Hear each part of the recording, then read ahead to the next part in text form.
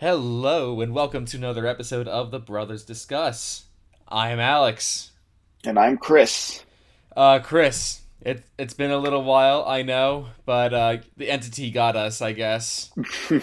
Um, we got some catching up to do, so do you want to talk about these some movies and Yeah, TV let's do it. shows? Let's do Okay. it. Oh, okay.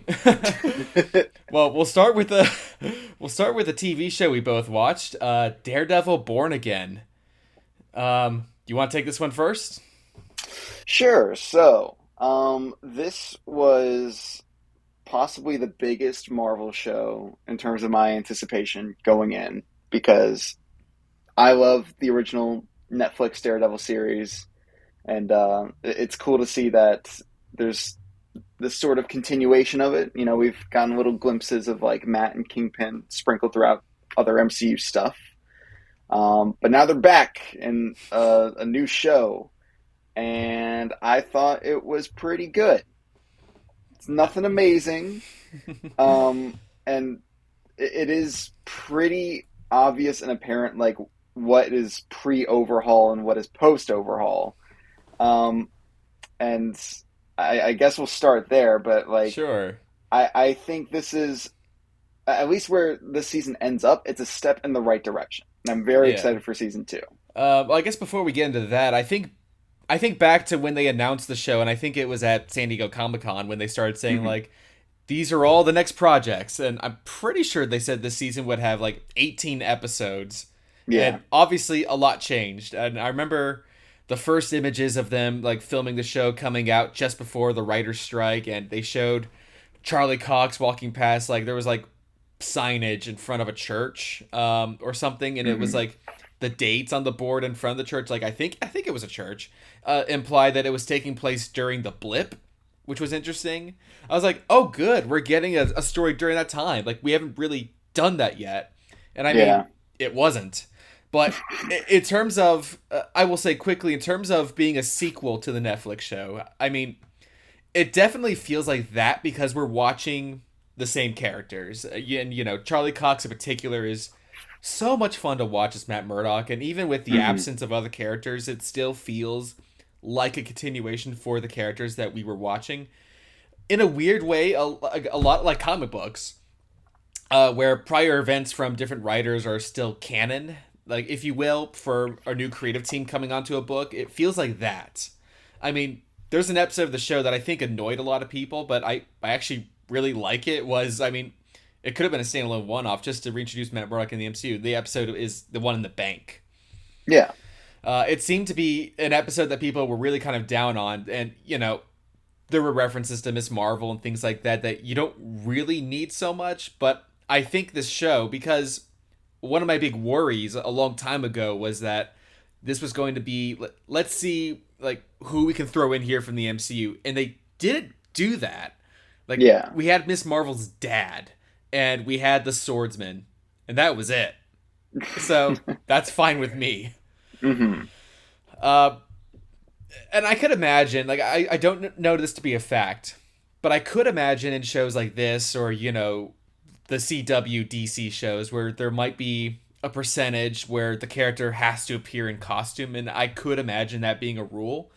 I don't know if it is or isn't, but there are several episodes where we don't get any Matt Murdock in the Daredevil costume, and you know, there's an episode that's purely like a courtroom drama, and that episode in particular, I thought that was great. Like Yeah. I was like, I'm loving watching this, and even though at the very end of the episode you get a very like Marvel ending with oh, a character is back, at least the tease of that with like the Punisher symbol. But Yeah. I had a lot of fun watching the show as a whole, and I think it is interesting to look at, as fans of this world and kind of fans of how films and shows are made, where you can see like this that scene that Matt Murdock has with Frank Castle when he first visits him, and Frank's got the beard and all that. That was Hmm. originally intended for a later episode, but in the edit, they're like, "Oh, we should actually move this here," which happens when you're editing films a lot. When you realize, like, "Oh, actually, this scene would be earlier, or this scene should be later." Like that's a normal process, and it's interesting to hear. But in a TV show, you don't really hear that as much. So Yeah. the fact that in the end they were like, you know what, this is the right time to include this scene. Like, it actually is an interesting process and everything. So as a whole, I thought this show was pretty great. And Hmm. I'm very excited for the next season, which is only a year away, which is Yeah. nice. Just like actual TV. Hmm. Like, they're already filming it. So yeah, I thought it was great fun. Like, even if the very end wasn't, like the star-studded pack of superheroes that people were apparently expecting, I was fine with that. I was too. I mean, Yeah. we won't talk too much in the way of spoilers, I guess, but I actually really liked how at the end of the day, like, this ragtag team that Matt Murdock has to rely on are some cops we don't really know. Yeah. Cherry, who apparently people hate. I'm fine with Cherry. Like, I don't Yeah. I don't need him to be like the cop from the Netflix show. Like, it's fine that he's just another guy that's like a grizzled cop, you know? Uh, just watching Charlie Cox as Matt Murdock again is one of those very satisfying feelings. Like, it's like Yeah. I could just watch this guy play this character in a show forever because like, he even works like, I don't want to say better. Like, they're just different styles for the character, but the older Matt Murdock really works for me. Like, when I look at him in season 1 of the Netflix show, like, he just looks so much younger and everything. Like, seeing him here and older and a bit more grizzled, it really works in its own right. As like, this could have been the introduction to Matt Murdock, and it would have been fine. Hmm. Yeah. Uh, do you have any opinions on like the ending with like the ragtag team? I mean, nothing much. It's like I'm fine with it being, you know, just scrappy nobodies, because that kind of makes it feel a little bit more desperate in terms of the Exactly. story, and that's why it works in my opinion. Yeah. But we'll see. They'll probably dig up like all the defenders in season Yeah. two. We already know Jessica Jones is coming back, Yeah. so I mean, if they want to bring in we'll the see. Defenders or Echo or Kate Bishop or Yeah, any of the these, street level heroes, like that's fine. yeah, or any Um, of these other New York characters, except Spider Man, that's never gonna happen. that's never gonna But the happen. funny thing is, like, there's gonna be no Spider Man. But I did have this thought that it is a shame because this would actually be a great way to use him, considering Peter has a past with him that Matt won't remember. Just like it'd Yeah, be a fun way to include him, but it's not going to happen. It's never going to happen. nope. Um, but if the ending was if it was Matt Murdock walks into a room and the Defenders are all standing there, or Moon Knight, like, it would have been weird. Yeah. But at the same time, I should say the next season, like, what does Fisk have against a bunch of powerhouses? And that's which way that's going to go. So, Yeah. slowly introducing characters like that is a different story. But seeing Matt's ragtag team of, again, characters from the show like Josie and Cherry and Karen, and meanwhile all these people are like chained up in the mayor's lair, like as was the Punisher. Like, it Hmm. creates a more interesting dynamic to set up the next season to me. Like, how does Matt overcome this big threat? Just with the heart of New York or the heart of Hell's Kitchen. Like, that's just so much more interesting to me. Yeah. And obviously we are also getting a Punisher special in the meantime at some point, which I'm going to assume will explain how he gets out of it. That's my guess. But yeah, any final thoughts on Daredevil Born Again? I don't think so. I think we covered it all. Nice. All right. Well, I'll talk about a film. But before we get to a film that we both saw, I'll just briefly talk about the one other film that I saw. I watched a film called Warfare.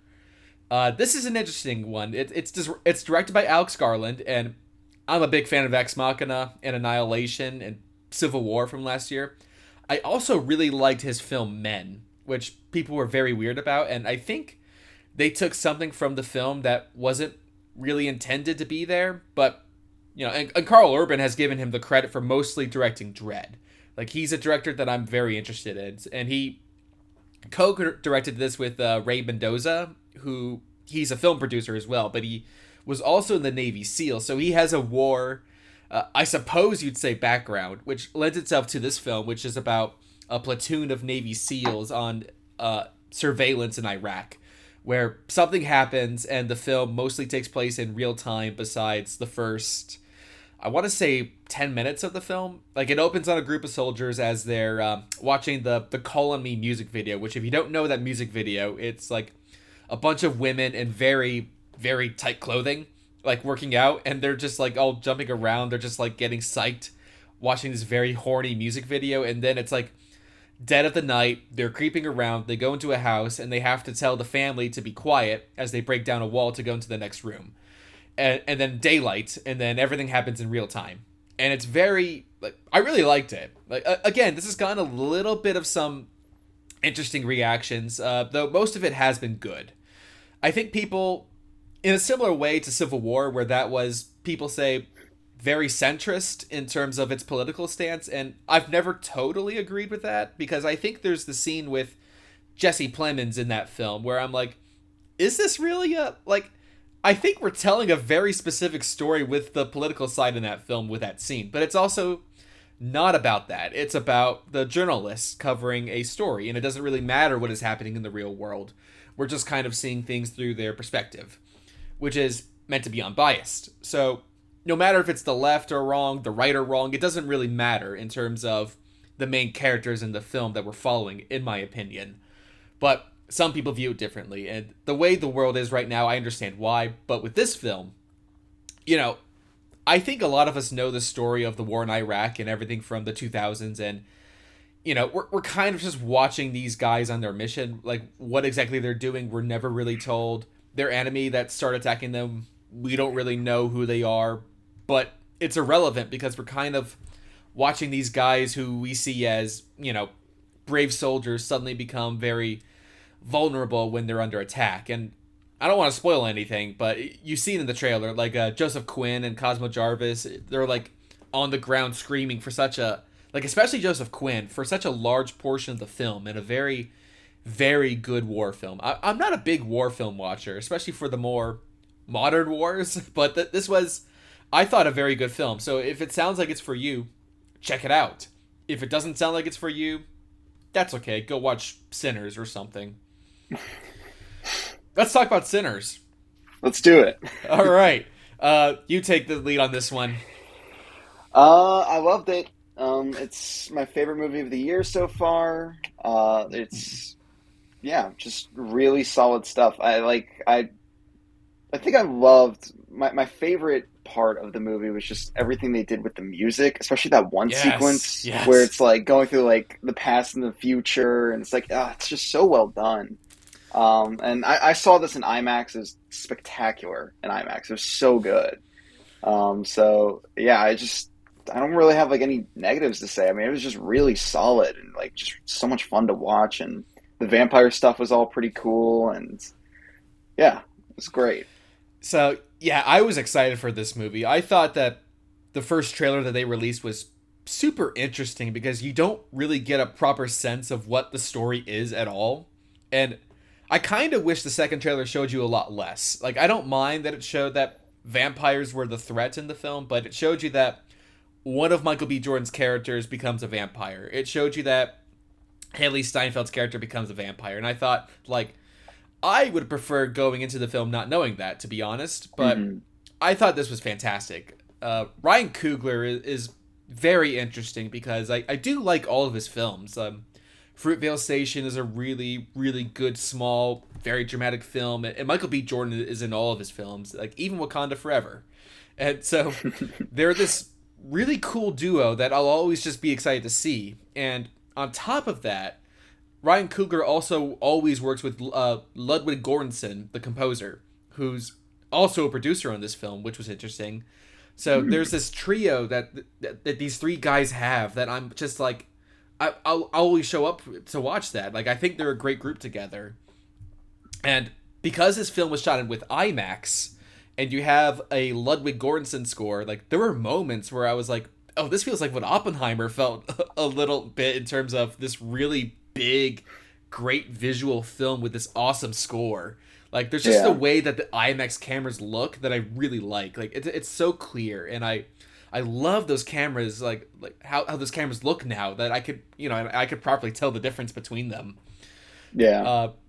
So there's a scene with the vampires as they start performing their own musical number, because we learn that the main vampire that's played by Jack O'Connell is kind of attracted to this new club because Miles Caton's character, Sammy, is like this incredible musician. And that's what connects him there because music transcends time and so forth. And the vampires start having their own musical number to this Irish jig. And I couldn't help but laugh. And I don't mean at the film. It was all these vampires are just dancing along. Like, you got Michael B. Jordan jigging about to this Irish tune, and it's just like, this doesn't fit at all. Like, but that's what works about it. Like, they're just kind of all unhinged and what have you. And yeah, I thought this was a neat scene. Yeah. And I just think this movie it's just a big win. Like, we talked last episode about like original movies not doing well at the box office. This has made a lot of money. Mm-hmm. And no matter what Variety might try to tell you, but it's made a bunch of money, and it's an original film. And, you know, like I said, we spoke last time about films like Mickey 17, and recent films haven't made a ton of money. And Warner Brothers, the lesson that they often learned, like they did with Furiosa last year, was, okay, it hasn't made a lot of money, pull it from screens quickly. Warner Brothers made weird decisions last year after they were really talking up how big their slate was at CinemaCon. And this year, it's interesting how I feel like they were a little bit off in terms of what they had upcoming. Like, Superman was their big project that they talked about, but it felt like it was a little bit lacking in terms of other smaller films that I was excited to see. So, whereas, you know, there was a lot of talk for other films and other studios that had, especially Amazon, MGM, like, it seems like they have all these films that not a lot of people know about right now, but it started with all these actors that you know, and they just sound like good movies. And it's like, okay, that's what things used to be like. It wasn't, you know, 3 months of a famous IP with a new film out each week, like, which is what this summer looks a bit like. But yeah, there's like all these other smaller films around it from other studios. So yeah. I'm glad to know that it's made some money, and hopefully some lessons are learned from this, from the failure of Snow White and the success of Sinners. I don't know. Hopefully we learn a lesson from that, like the nostalgia era, because I don't know what is the next thing. I mean, I guess it's things like video games, because between Minecraft and the Five Nights at Freddy's movies, like where you can, or Mario, where you can look up videos on YouTube of people cheering obnoxiously in the theater, or Sonic the Hedgehog, like Shadow showing up at the end of the second film. If this is what people are dying to see, like the thing that Red Letter Media made fun of years ago with Rogue One, like, I know what that is. Like, that's what young people want, apparently, I guess. I mean, you know, nothing's going to stop them from like what they're doing and everything with all the adaptations and IPs they got going on. So there's sticking it out with that. But in terms of like original films, who knows? Maybe we'll get a sequel to this. They do kind of set it up a little bit. Oh, I will say, yeah. Stick through the credits for this one. Yeah. Because there's, would you call the mid credits sequence like the epilogue of the film? I guess. I guess you kind of have to, but yeah. I mean, it's interesting because you look back to like a few years ago, we had the Flash movie where it's just like, oh, they're bringing back Michael Keaton's Batman. And it's like, look, Grandpa, the 80s are long gone. We have to move on. Like, you think about like what kids are watching now. Like, think about like what was 10 years ago at this point. 10 years ago, we had Avengers Age of Ultron. We had Jurassic World. And now, like, let's say there's a kid that was 7 years old when the first Jurassic World came out. Now they're 17. They have nostalgia for Jurassic World. So, of course, they're going to go see the new one. But I guess we'll always have Marvel still. So I guess we'll circle back to Marvel now. They had a movie that came out about a month ago at this point, Thunderbolts, and it is the first good movie ever made, according to the internet. So, you know, I mean, I guess the MCU these days, especially post-Endgame, has been hit or miss for a lot of people, but I don't know about you, Chris, but I feel like the MCU has always been hit or miss. It's always been the case.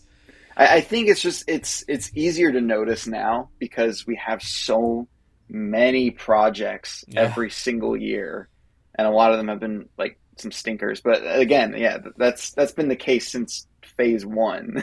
Yeah. it's just there's some things that just aren't going to work, and um, but Thunderbolts works. Yeah. I mean, that's been the unfortunate thing with how people are reacting to stuff. Like, it is a shame that Thunderbolts hasn't made a lot of money. Like, it took a Yeah, month to gross, like, 350 million worldwide. Like, it's fun to think that, again, the first good one in forever, or however people want to talk about it, isn't doing as well as some of the other really famous ones. Like, not doing as well as Doctor Strange, or, like, some of those new character films that people had no reason to be immediately into. And yeah, it's sort of a shame that people kind of romanticize this old era of Marvel as all the films are good, because I remember when Iron Man 2 came out and people didn't love it. I remember thinking, like, when going into the Avengers, of like, oh, this might affect it a bit, won't it? Like, is Iron Man not going to be as big a character as he's kind of been made to be so far because people didn't like the second film as much? And you look back and no one really thinks of Iron Man in that way. Like, the characters aren't really that affected by what the last film was like, if like they've been in multiple films. It's like Thor, because I guess just quickly, Chris Hemsworth uploaded that video. There was a special feature for Love and Thunder, basically saying what an honor it's been to play the character for 15 years, and people are like, "What the fuck? Is he dying in the next one?" And it certainly seems that way. Did you see yeah, this? Okay. I did see this. Yeah, So, like, it seems he could be dying, or is it just a tease? Is that like, hey, upload this thing and get people talking, get people speculating, so it becomes an online discussion? I mean, it could be that. I guess just quickly before we get into Thunderbolts, since we're on that track, Doomsday has changed its release date to the same day as Dune Messiah, and there's the thought of, is that a coincidence, or is it literally trying to recreate a Barbenheimer type situation so that it creates like this automatic interest in seeing both films? Therefore, your film is a success, or is it literally just because they need more time, which I'm sure they do? they definitely need more time. Like that's pretty obvious. They just started production a few weeks ago, and it was supposed to come out less than a year. Yeah, And with a movie of that size, it's like you need more time on that. exactly. And I don't see this as a Barbenheimer attempt at all, because it's like, the thing that made Barbenheimer work as a cultural phenomenon, was the fact that you had a Barbie movie releasing the same day as the dark Chris Nolan movie, like Barbie. Wildly different contrast. Yeah, Yeah, like Barbie driving with like a mushroom cloud behind her was like a popular image, where it's just like such a contrast. Whereas Doomsday and Doomsday, like, what's the contrast? Like, it's like, what, like Doctor Doom standing next to Paul Atreides? Like, Robert Downey Jr. could be a character in those Dune movies. He could wear a cloak. yeah. So, like, what is it? They're both essentially sci-fi movies. So, like, what is this? Like, this is not a Barbenheimer situation. I think people kind of separated it mostly by the Barbie movie and the new Chris Nolan movie. Like, it didn't even matter what the Chris Nolan movie was about, and it didn't matter who was directing or who was in Barbie. Like, it was that a Nolan movie and a Barbie movie are just two totally different things, so they were clashing. And like, Yeah. I don't want to sound like I'm on like the hate train for Doomsday, because we haven't really talked about Doomsday in the pod yet, so I guess we probably should while we're on the Okay. subject of Marvel. It's funny when they did the video announcing the whole cast with all the actor chairs, and that has now been, Marvel have said, it's been an incredibly successful video for them. It's one of their most viewed videos and things like that. So this is something that they can take. Like, Disney can like take the stockholders and so forth and say, look at this big success.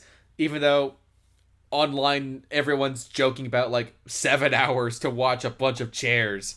And of course, look, I popped hard at James Marsden being announced. Like, we don't know how much the X-Men are going to be in the film. It's clear that they've shot a lot of the X-Men stuff early on. Like, there's been a lot of Alan Cumming talking about his makeup and fighting Pedro Pascal, and there was that image of James Marsden and Benedict Wong on set. So it's clear that they've shot a lot of X-Men stuff first, and I get the sense that Kelsey Grammer will be in a decent amount of the movie because his ranking is very high up in that cast list, and going by Pedro Pascal being second last and Downey being last, like that would be with and Billings in that lineup. And the fact that James Marsden and Channing Tatum, I think, are bigger stars than some of the other X-Men. Like I think they've gotten with Billings as well. So we could see more of them, but yeah, it's interesting just that they got Channing Tatum to play the role finally, and he was very popular in the Deadpool film. And Cyclops is very popular now after X-Men 97, and I could see those characters being used a lot more. But I have to be honest, I do have a slight excitement for the film because it does feel like the old days, which is only 5-6 years ago, but of like, oh, a big Marvel event movie, and not really knowing exactly what it will be. And a lot of the characters, like, they don't have Spider-Man and Doctor Strange and all of these people announced for it. So to me, it seems like it's taking some of the slightly lower tier characters and doing their movie, and then the next film will be the really big one where they bring Hugh Jackman and Spider-Man and all these people. So yeah, we'll see exactly what that is, but I definitely have an excitement for the film. I don't doubt for a second that the Russo brothers know how to make one of these, and that Marcus and McFeely know how to write one, but yeah, we'll see how it goes. How about you? Yeah, I'm kind of on the same wavelength. It's like if it wasn't the Russos, then maybe I'd feel a little differently about it. But they've shown their worth in Marvel, so it's um, at the very least, it's a curiosity thing just to see like what all is going to happen, what it's all about, how they're going to incorporate all these different groups of heroes in one movie. Like that's kind of neat, and then how that builds into Secret Wars. But yeah, I'm not like cool, whatever. Take your time. It's not like I needed to see it in May. Um, I want them to make this the best they possibly can. Right. So I'm fine with the delay and everything. So yeah, I'm kind of excited. There we go. All right, well, so let's get into Thunderbolts. I was going to say spoilers, but to be fair, the marketing started spoiling things for people within a week of its release, which Yeah. is also a conversation to have because you look back at that Comic Con where I think they announced the film. I think it was at Comic Con, which they said they're not doing Hall H this year, which is interesting. But at Mhm. that, I guess it was 2019, and like that's where you had Mahershala Ali with the blade hat and Jane Foster Thor, like Jeez. It all was these a things were different time. announced, right? But I'm pretty sure they announced Thunderbolts, and it was with the Avengers font, which is funny because later D23 or whatever it was, they showed off the cast and they had the Thunderbolts with the asterisk, and Kevin Feige was talking about how the asterisk means something, and we'll reveal that later, something along those lines. And they Hmm. revealed it to be to the world only a matter of days after the film had come out, and it makes you go, okay, does it try and get people to go? You have to see these films as soon as possible because it plays into the don't spoil Endgame and don't spoil No Way Home, like those marketing employees that they had a while ago. Like that got you to like don't spoil it for people who haven't seen it yet to encourage people to see it straight away. And Hmm. this also encouraged people to see it straight away by spoiling it. And Marvel just decided to put it out there themselves. So it's an interesting marketing ploy, but I liked a lot of the marketing in Thunderbolts. I got to be honest. Yeah. It was just going into the movie. It was like just a much greater approach. They did like their A24 trailer where they just listed off like all the different uh, people that have worked in A24 movies and like how they're working on Thunderbolts. So it was like that was neat.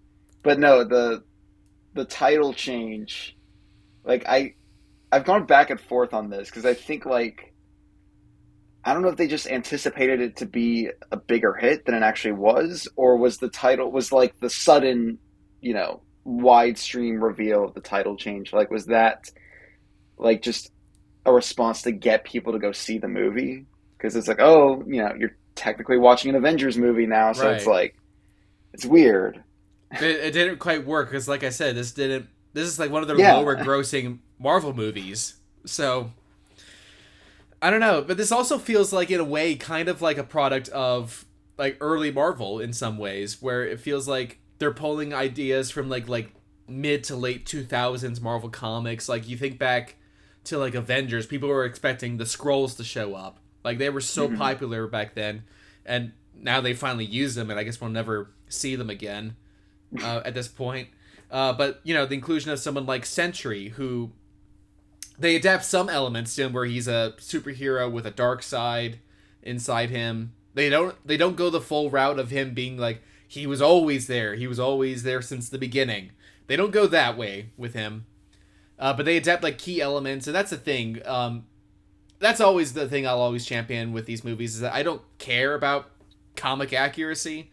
Like, yeah, technically speaking, like, these Thunderbolt, this lineup is like totally original for this film, yeah. and it's fine by me, because in the original comics it was a team led by Baron Zemo, where it's just like reformed villains, and it works here as well. But the fact that the film, so much of it takes place in a holding room place, and then it's like a car chase, and then you get to the third act where it's the Thunderbolts saving people. Like, they save the New York citizens, they save Bob from the darkness he's falling into, and I think the big thing is that they become a team that way. And hmm any kind of darkness that they had in previous films, because they're all morally ambiguous kind of characters, I mean, they work well together as a team by the end, by just going through the same experience. And to me, that's just a really solid film, and it's a Yeah, very earnest film. It's something that the MCU, I think, desperately needed. Because they keep pumping out all these shows and films. Like, there's a big difference between this and the new Captain America film to me, because you could see where this was an idea and they stuck with it from the beginning. They came up with what they wanted to do for Thunderbolts, and they made it. Where with Captain America, you can see all these changes, and you can see where the leader has been added in after the fact. Like, he's kind of blurry looking, it's weird. yeah, Just quickly on that point, I know the leader, the original design photos have like officially leaked, and the big head looks good and all of that, and he looks more like the character. But it is funny when people talk about, like, they should have done this. It's comic accurate, and it's like, well, I mean, we said at the time, for the tone of the film, the brain coming out of his head, or the giant veins, like, whatever it's meant to be, works better for that tone of film, I think. yeah. And, you know, so what do you think of this movie, Thunderbolts? I guess I haven't really gotten your opinion on it yet. Yeah, I thought it was really solid. So like I didn't care like about the lineup when they first announced it. Like I thought it was all these I didn't care about any of the characters really. And so like I wasn't that excited until, and I think we talked about this a few months ago. It was like when that trailer dropped, it was like this feels different for Marvel, and I like this new direction. So I was pretty excited going in, and like this was pretty much exactly what I expected, which is like it was it just felt more, it seriously did feel more like A24ish for Marvel. It's just like a lot more, a bigger focus on just more grounded themes. It doesn't end in the big giant CGI monster fight. It ends inside Bob's head. And the way they win the day is by hugging your darker self. And they're like that's wonderful. Like that's just such a great little story. Yeah. And it's a nice little subversion, like having that with a technically Avengers tacked on title. So it's just like, I don't know, like I just thought it was really solid. I would say it's the best MCU movie post Endgame. Yeah. Um, just really solid stuff. I wish more people saw it, and like in terms of receptions and scores and everything, like everyone has this pretty high. It's just no one really went to go see it, I guess. Yeah. But I mean, I guess in terms of this lineup, I mean, you have Bucky kind of filling the role that Hawkeye did with the Thunderbolts comic, where he was like kind of, well, he, in the comics, Hawkeye was a villain at first before becoming an Avenger. So then he was kind of like the liaison to make sure to keep everyone in the Thunderbolts in check. So he's kind of filling that role here. I mean, like, people like Yelena and Alexei, those were characters I liked from the Black Widow movie. I like John Walker, and Ghost was just completely random to me.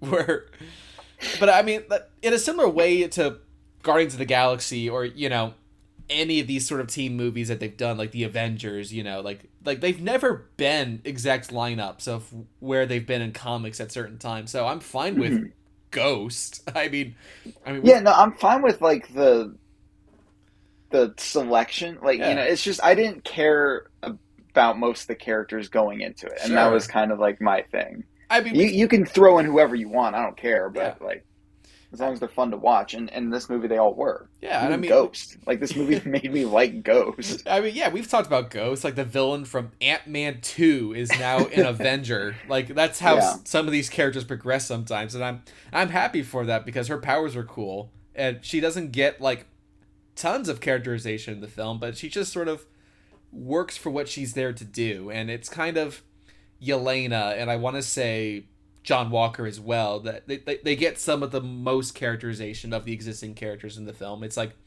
Bucky, like, I mean, there's been talk that, Sebastian Stan looked bored in this film, and that's something that I definitely disagree with, because he's very kind of stoic in the film. Like, he doesn't say tons, and that's kind of more that's a choice. The character. Yeah, but that's kind of more of a choice for where the character was at the time. I don't think it's because he's sick of doing this Marvel crap.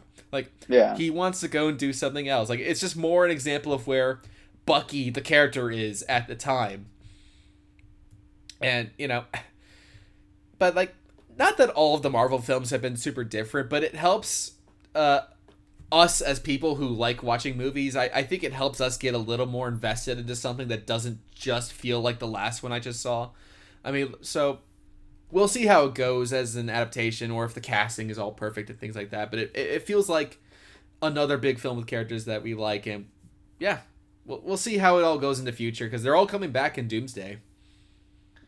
So, but yeah, Thunderbolts, it's good. It's good. Yeah.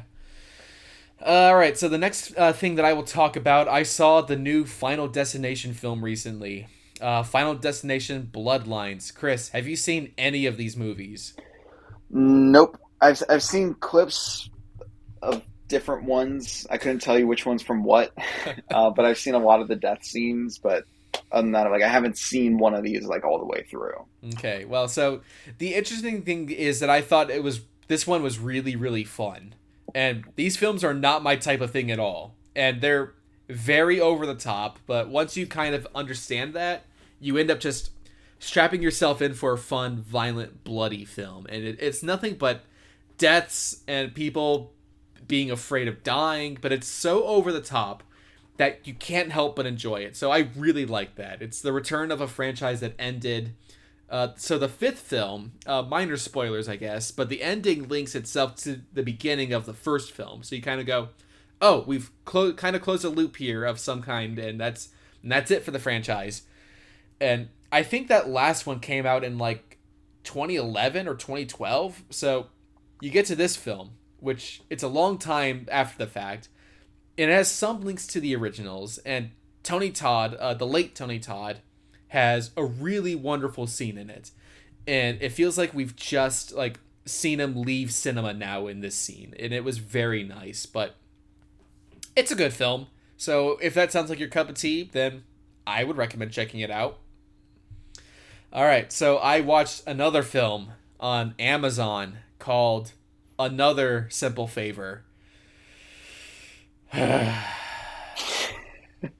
You haven't seen the first Simple Favor, right?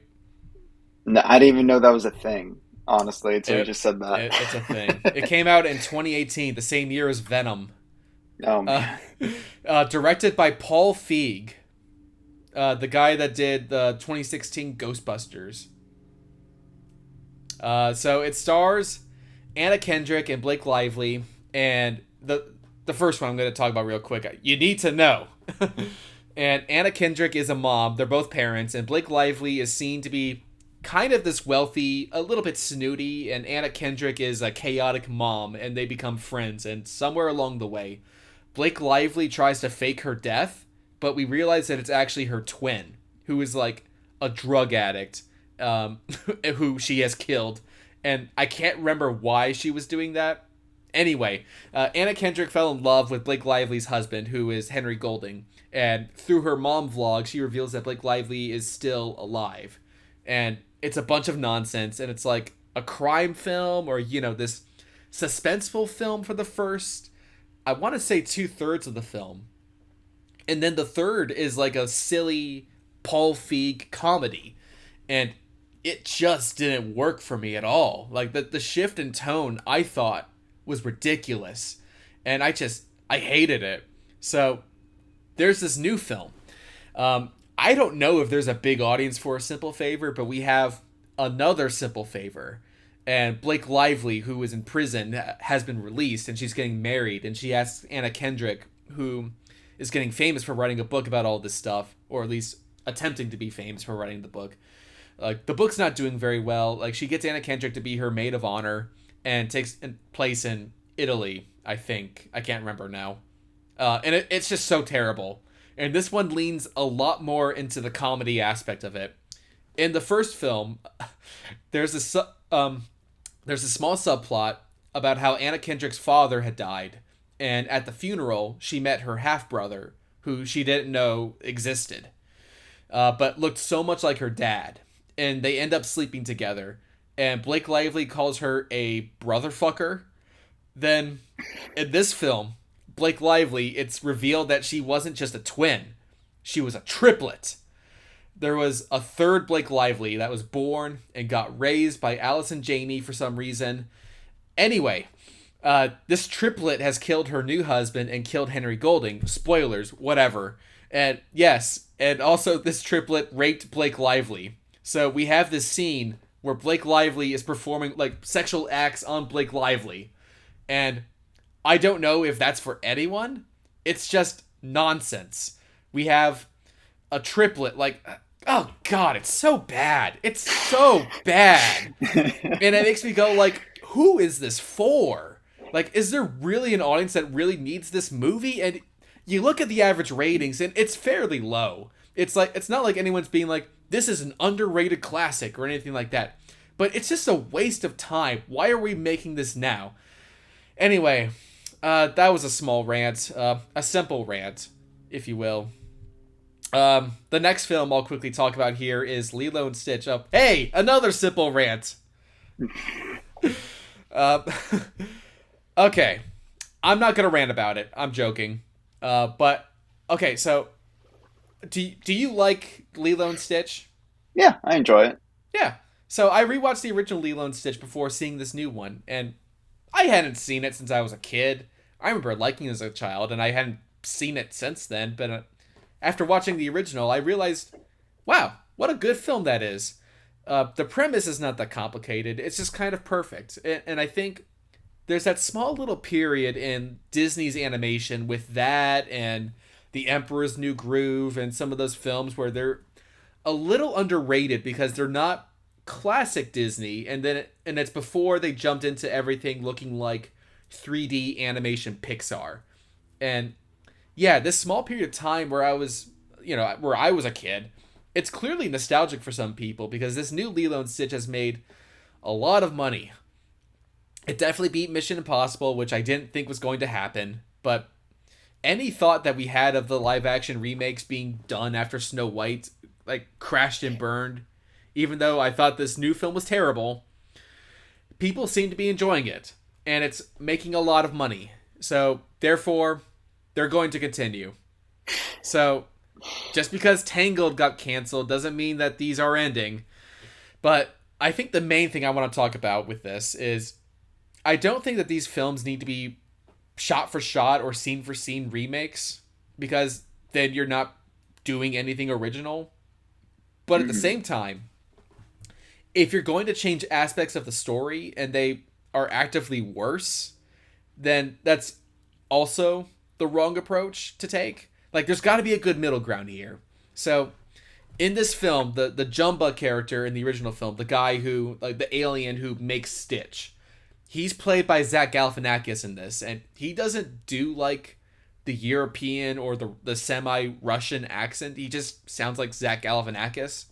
And when he's in human form, like, I don't know if he's had work done on his teeth or if he was wearing like fake teeth or if he's had new teeth put in or something, like, but I was looking at him like, why does he look like that? Like, I don't know if that was him trying to do a character thing, but he just sounded like himself. But the big thing is that he is the villain of the film. They get rid of the other villain from the original film, the Kevin Michael Richardson character. This time, Jumba is just straight up the villain. Like, they continue, they combine two characters. So him and Pleakley, I will say, Pleakley is very fun to watch in this one. Like, he is one of the positives of the film because the actor playing him just went all in with playing a cartoon. So that was fine.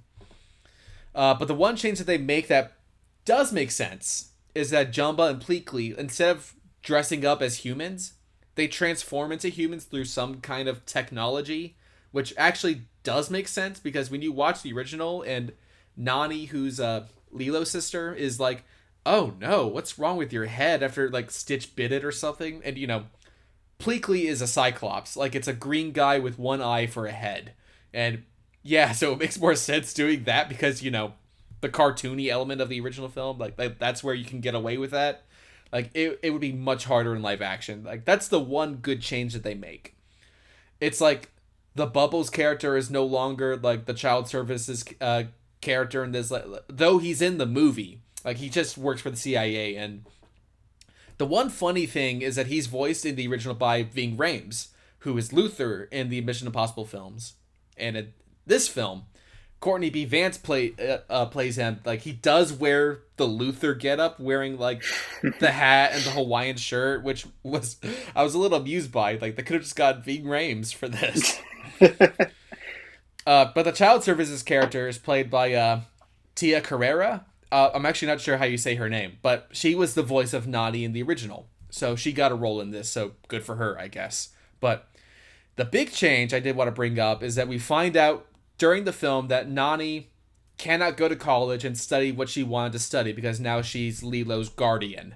But Lilo is also sometimes, like, while Nani is at work, is looked after by a friend of theirs who's played by Amy Hill. So she's looked after her a bunch to the point where she actually takes Lilo to the animal shelter and she picks out Stitch. Like, when she's with the family friend, like, as opposed to being with Nani, who listened to that with wish that she made when she saw that the shooting star, all that stuff. So that definitely doesn't make any sense. But at the end of the film, I'm going to spoil this, Nani does give Lilo over to child services, and she gets to live with the family friend instead, and Nani goes off to college. But she gets to visit because she has like a portal gun, and they've made a change to the story that it's not fair that Nani doesn't get to go and live her life and study because she's too busy being Lilo's parent. So in this film, they've created the element of like, well, you want to see her get to do what she wants to do, but she can't. And to me, that doesn't really make any sense because they've actually made a change to the story. Like, it doesn't make the original story like worse or anything. It's just like they've made a change where they've had to make that possible. And when part of the element of the film is Ohana means family, they've twisted that to mean like Nani should get to go and study and what she wants to study, and someone else can look after Lilo, who has already been looking after Lilo for a bunch of the time. So yeah, I thought they damaged a big element of the story there, which is a shame. Anyway, Lilo and Stitch, I really didn't like it. Let's talk about something we did like. Let's talk about Peak Door. Let's do it. All right, you go first. I've been talking for a while. Okay, so Andor. We both love season 1. Yes. When it came out, I mean, I was like, yeah, this is on track to being the best Star Wars thing ever. And after season 2, it's the best Star Wars thing ever.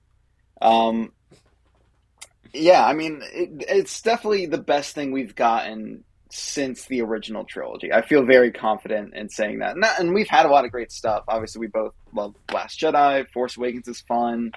First season of Mando is really good. But this, like, this is, this really is kind of what I've been looking for in terms of, like, what can you actually do with Star Wars that's, like, meaningful and impactful. It's going to stick around. And it's like, I really love the direction that this show took. When Andor was announced, I could not care less because I was like, I don't care about Andor. I don't care about and like at that point, it's like I didn't really care for many of the shows, so it's like I don't care about an Andor spinoff show. Like that's, but it ends up being exactly what it needed to be. Um, and like it doesn't lose focus at all. Like even though Oh, this season arguably is probably more fan servicey than season one, it's like all the characters and all the roles that like we had in Rogue One, like they fit a good role in this movie or in this season. right, right. And so it's like I'm not bothered by like, oh, K2S is back, Krennic's back, because they don't go over the top with that. Like it fits the narrative, and you know it Yeah. it ties with Rogue One nicely. Um, but yeah, so it's I am so impressed. I mean, the last 5 episodes everyone's talked about, like the last 5 or 6 episodes are just Yeah. insanely good, and it's like this is not that I want like every Star Wars show or thing to be like Andor, but it's like I want them to at least like match that quality of Mm. like again, this is like what you can do with this universe is tell these kind of stories. So Yeah. I loved Andor. I did too. I don't have a lot to say because it's, but I think that it kind of speaks for itself in a way where it's insanely good. And I've said this, but I think in a lot of ways this is like the Star Wars prequels done right, Hmm. where you could almost just watch these 2 seasons, Rogue One. That's your prequel trilogy right there. Yeah.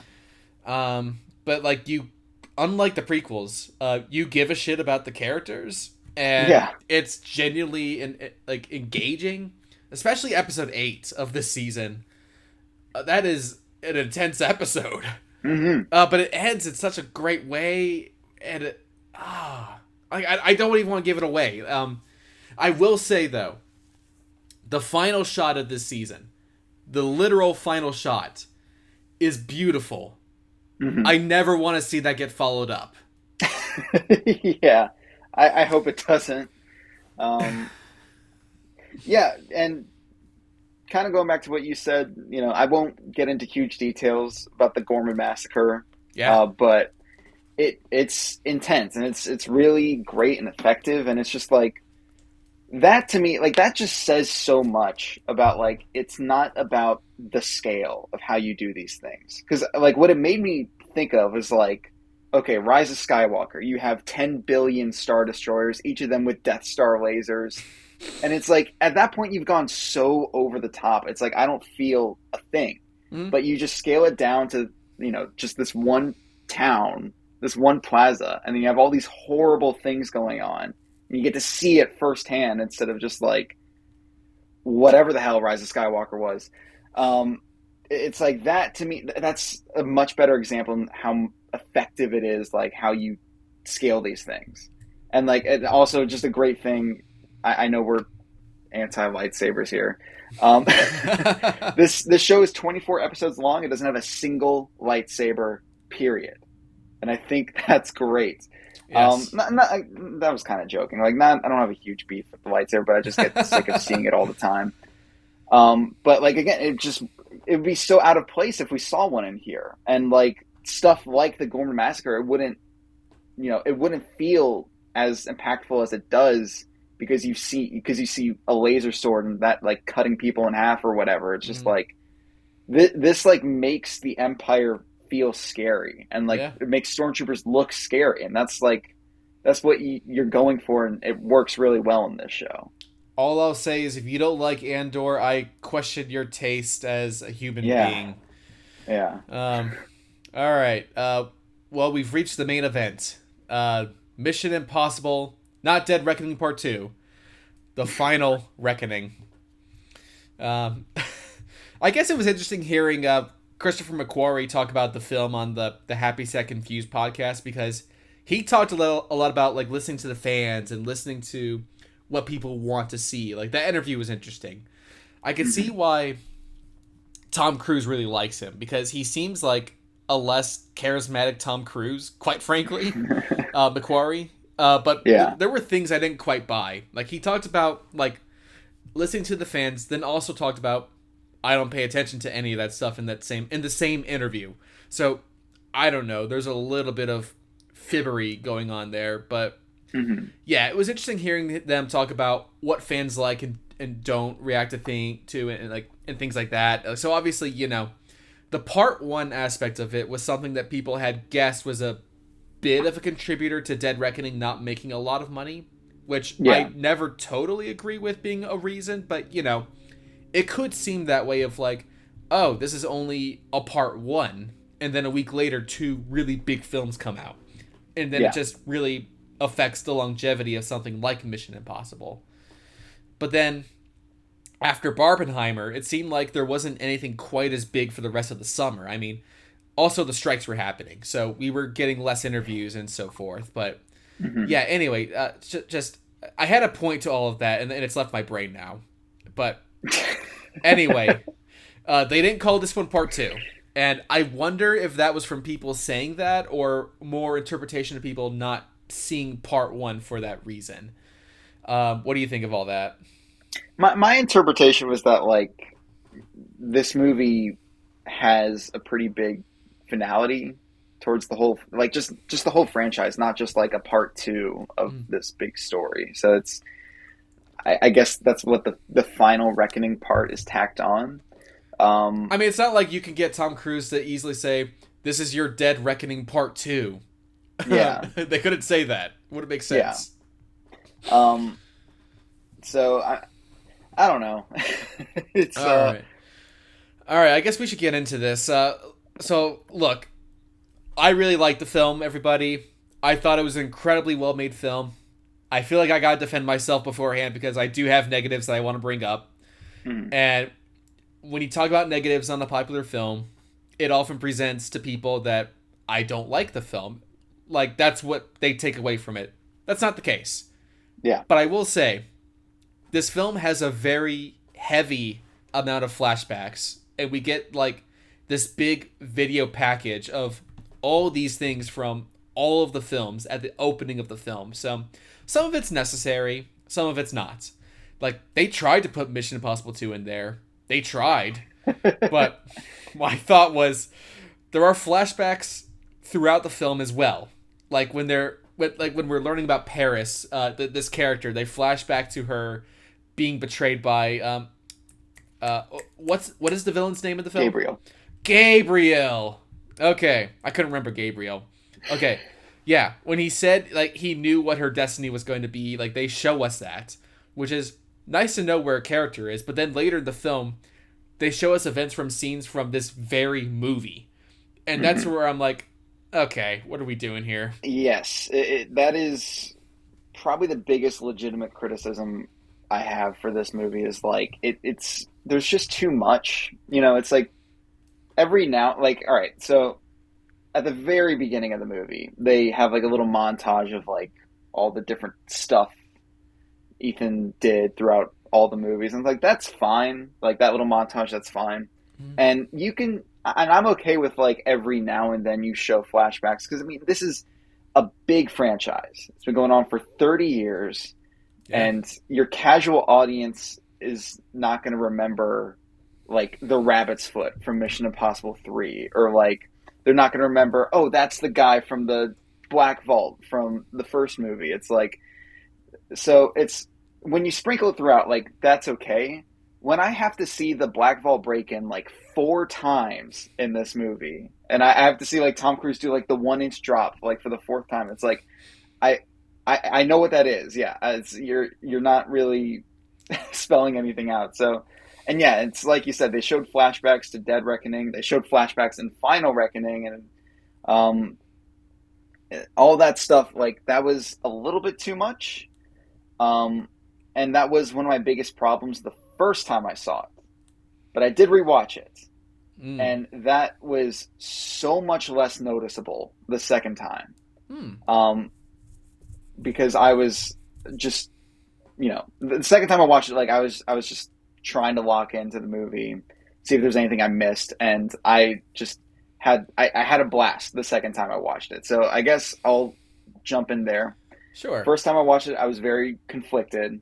I was very mixed on it, because I flashbacks was the big reason, but I also wasn't quite clear like where the entity kind of came into power during all of this, because I never really got that impression at the end of Dead Reckoning that like, oh, it's able to hack like government facilities now and control the nukes and everything, and then they just start that with this one. Um, and so like I was kind of just conflicted on like how I felt about a lot of this stuff, and then I watched it again, and I love it. I genuinely love this movie. Um, because there's a certain point where like this movie just locks in. Like the first act, I'd probably say is the weakest element. But then once you get to that submarine sequence, Yeah. from then on, it's terrific. Like it's so good, and so like I think I slightly prefer this over Dead Reckoning. Oh. Um, I could argue that like Dead Reckoning is probably the more solid movie, because I'm gonna be honest, I wasn't like crazy about Dead Reckoning when it came out, and then when I rewatched Sure. it recently, I did like it a lot more because I love the parallels between Ethan Hunt and Haley Atwell's character, and kind of seeing her origin, how that resembles Ethan's past, and like that stuff's great. Um, but there's just, I don't know, that movie I felt was a little bit too drawn out. This one I feel like is a little bit tighter, maybe a little too tight, but still a lot more fluent. And yeah, I mean, I thought this was really solid on my second go around. So Interesting. Well, I've only seen it the mhm. once, so Okay, I'll have to take your word for it. I mean, just one last note on the flashbacks. It just you okay, kind of alluded to this. It felt like we were holding the audience's hand a little too much in terms of yeah, giving us information. And I guess the other thing I want to bring up, well, there's a couple of things.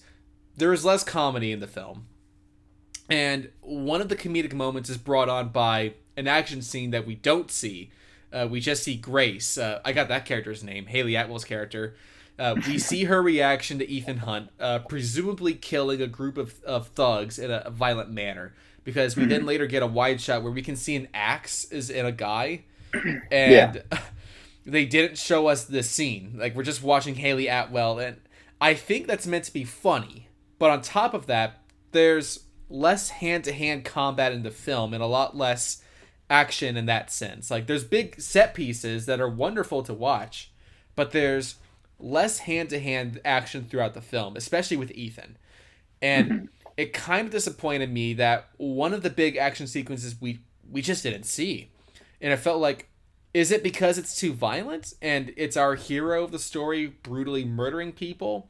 So they decided to take it in a more comedic route with him saying, like, they would have killed you, to Haley Atwell. But on top of that, we also get a flashback in 2 points during the film of Emilio Estevez getting stabbed in the face in the first Mission Impossible. And it kind of made me go, like, I'm confused by the tone. Like, do we not want to see the violence? Like, I think it is that we don't want to see our hero committing the violence. I think that's what it is. But yeah, there was less action in the film, and I would have liked to have seen more of that. But I rewatched, as I know you did as well. I rewatched all the previous films going into this one, and I did it in a matter of days, which was sort of impressive to me that I managed to fit them all in. But maybe because I rewatched them all, like that. Things like the flashbacks were not very effective to me because I'd just seen all this stuff. But Mhm. yeah, I mean, I like what the story brings to you, and that Ethan Hunt is the right person to take control of the entity. In a sense, I don't want to talk too much into spoilers, but that is something that is brought to the table in the film, and the fact that it's a guy that's always like, he always saves his friends, he always saves his team. Like that's almost mission number one in the mission, and that's the big thing of something that they were dealing with a lot in Fallout, and so I like that they present Ethan Hunt as that type of character. Mhm. Um, let's see. So these films have been just a really great showcase in terms of what you can do on screen and on film, like what you can get away with. I think the big sequence with the airplane in the final act of the film is really something else to behold. Like, Yeah. we, the audience, know that Tom Cruise, the man, survived and is not dead. But there are so many moments in this where you go like his whole face is being blown back by the wind, and like it's not something that a regular movie star generally would do. But it's very effective in the scene to look at that unflattering like at the time, because it amps up the danger of what Ethan Hunt is going through. And the villain of Gabriel, like, I thought would get a little more into the murder of the girl that Ethan Hunt maybe was in love with. We don't really know. Yeah, that's something you just kind of got to roll with. But I mean, I even though he's not in it that much, I kind of just like Gabriel's presence in the movie. Sure. Like, he is very mustache twirly, but I thought it was fun, especially in the end. He's very over the top, and it's kind of fun. Yeah, I mean, we see that flashback, and there were apparently plans at one point to have it be Julia Roberts as playing that woman, and they would de-age all three actors. And then they realized that was super expensive and unnecessary, so they just shot Tom from behind, and they just de-aged Deathstroke. I think something that I like about the other Mission Impossible films is Ethan and his small team, and this one definitely plays on the fact that in the first film we saw his team all got killed, and part of the good thing about that first film is that he finds Luther in the movie, and Luther is in all the other films. I mean, he's only at the end of the fourth one, but he becomes his go-to guy, as does Benji. So it's like he's always got those two guys, and Ilsa before she was killed. But yeah, I like when it's the small team, and this one felt like he was away from the team for a large portion of it. Not to say that Tremel Tillman and like Hannah Waddingham, is another famous person that's in the film, and she's also in Lilo and Stitch. So big weekend for her. But yeah, like all these famous people in smaller roles, like Holt McCallany, Nick Offerman, and Shea Wiggum. We should probably talk about Shea Wiggum, because this is another big moment in the film that they have where he is revealed to be the son of John Voight's character, who was a character from the TV show Phelps. And Phelps becomes the bad guy in the first film, and he's not a bad guy in the TV show. So I know at the time there was a lot of discussion about, like, how could they do this to that character? Which is funny because I know so many people now who have no idea that Mission Impossible was a television show. They know it as like the big Tom Cruise adventure film series. Like, they don't know that it's based on an old television series. And it's funny to think that there was controversy back in the day. Like, no one knows about it now, but they reveal that Shea Wiggum, who is one of the guys hunting down Ethan Hunt in the last film, like in this film, he is the son of Phelps. And it's kind of thrown at you out of nowhere. And I had that moment of like, oh, like when it happened, just because I know the controversy about that character, but I think in the grand scheme of the film, it doesn't really have a huge, I mean, it reminds you of the betrayal of the team, which is also something Ethan has to deal with. And the entity, wants to tear apart the world, but yeah, I don't know if it was totally necessary, but it's there in the film. It's not what was going through my head. I mean, you're right. It ultimately isn't really that necessary. But what was kind of going through my head, and I'm not going to like put words in people's mouths, but what it feels like is like just in between this one and the last one, they said, "Oh, you kind of look similar," and we're digging up a lot of like fan servicey elements in this movie. Let's just tack that on in there. Sure. I mean, it does come full circle. It does have an arc, but like it didn't need to be in the movie. Yeah, I don't know if we already said spoiler warning or not, but I guess we're in spoilers now. Okay. Luther died. That made me sad. It was a good scene, though. I love the dialogue in that scene. I love how casual Luther is about the whole thing. It's so great. Benji and Ethan live, which did you think either of those guys were going to die at one point? I don't know. I did think Ethan, once the parachute burned up, like I thought that was going to be it, and he was going to make the sacrifice moment. But Mm. uh, and they did kind of tease you with Benji with him getting shot. I didn't Oh think yeah. Benji was going to die though, um, but yeah, I mean it was tense. You know, I didn't think all three of them were going to die. But yeah. I mean, I had the thought going into this that Benji was maybe going to become the new Kittredge, because Kittredge is this kind of weird character from the first film that they brought back in Mm, the last film and is still in this film as, I guess, kind of the lead of the IMF. And like, is he on Ethan's side? Is he not on Ethan's side? It's unclear throughout the film. yeah. He's kind of on his own side. I thought he was going to get bumped off in this one, and that the new head of the IMF would be Benji, because Benji is a bit older and he's had all this like on-field experience and he's a tech guy. I thought he would be like the right guy. Like, they don't really go that route with him, but they do tease his death for a long period of time. Where, you know, and Ethan Hunt. Like, I was looking at this in terms of, you look at The Dark Knight Rises or John Wick 4 or No Time to Die or Logan. All those films have something in common. I mean, it's a bit of a fake out with Dark Knight Rises, but they all have something in common with whether or not the lead character survives. And Hmm. I thought, I don't think this is going to go that route, even though it feels like it could. Yeah. I think Ethan Hunt is going to live, but I thought he would have a fresh new team with Grace and with Paris, and I wasn't expecting this, but we have Greg Tarzan Davis's character, the other guy hunting him in the last film, becomes part of the group. So yeah, I thought, like, we could have a new team for him to go on adventures with at the end of the film, and he would kind of be like what John Voight was in the first film, as the older guy overseeing all these young people, but just not be evil. Like, Hmm. they kind of go down that route, but yeah, so I was sort of correct. I don't know.